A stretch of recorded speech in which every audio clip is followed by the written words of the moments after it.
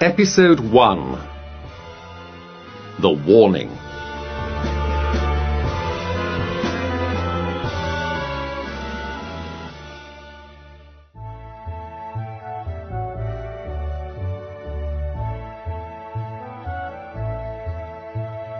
When the American minister, Mr. Hiram B. Otis, bought the large old house called Canterville Chase, everyone told him that he was very foolish.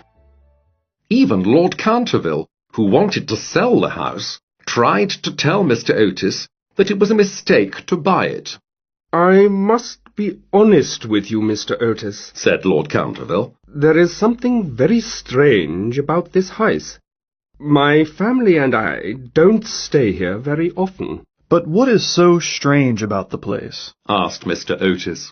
"There is a ghost here," said Lord Canterville. "It visits anyone who lives or stays here. My poor old aunt, the Dowager Duchess of Bolton, once felt 2 hands on her shoulders as she dressed for dinner. The hands were cold and hard, like the hands of a skeleton. My poor aunt was very frightened. She became ill, and she never really got better. That is why my family and I do not like to stay here anymore."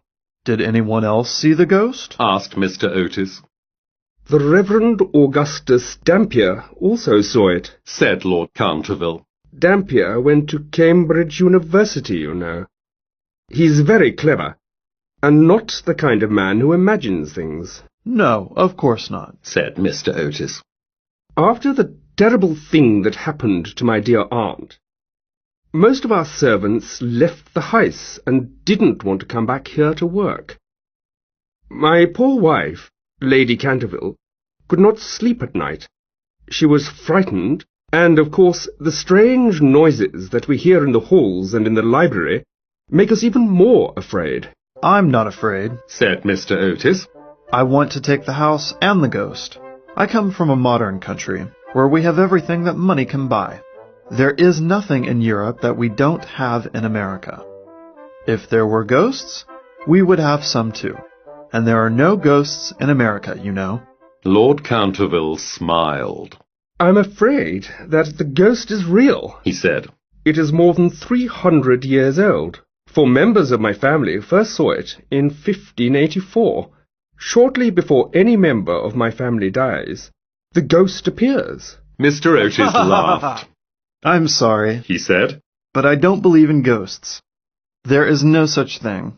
"Well," smiled Lord Canterville, "I hope you are happy in the house. But you must remember that I warned you, and you did not listen to me."